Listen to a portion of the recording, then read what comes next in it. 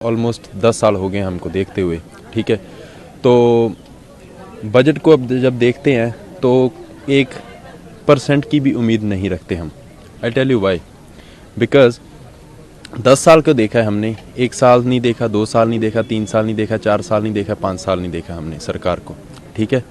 तो 10 साल में जो हमने देखा है कि हमारा ये नहीं है कि देश में पैसा नहीं है, देश में पैसा है, लेकिन मैटर करता है कि देश में पैसा किसके पास है, ठीक है। आम जनता के पास कितना पैसे का कैश फ्लो आता है, या कह सकते हो कितना पैसा जाता है।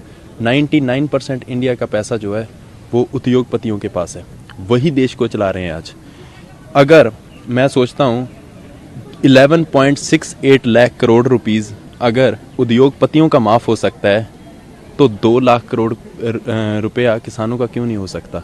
और बातें करते हैं कि किसानों की आयु दुगनी करेंगे जी। 2022 तक बोला था ना, क्या हुई? दुगनी हुई? नहीं हुई, ठीक है। तो मुझे नहीं पता टीवी दिखाएगा या नहीं दिखाएगा, बट ये असलियत है।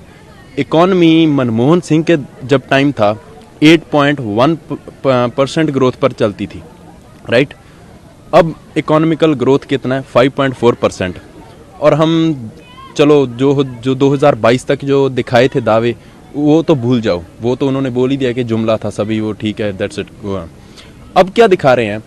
2030 का सपना दिखा रहे हैं ना, कि हमारी इकॉनमी है जो 10 ट्रिलियन इकॉनमी बनेगा इंडिया।